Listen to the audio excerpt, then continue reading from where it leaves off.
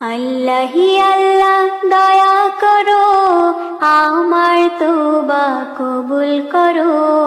দো জাহানের মালিক তুমি, আমায় তুমি ক্ষমা করো। আল্লাহি আল্লাহ, আল্লাহি আল্লাহ দয়া করো, আমার তওবা কবুল করো। দো জাহানের মালিক তুমি, আমায় তুমি ক্ষমা করো।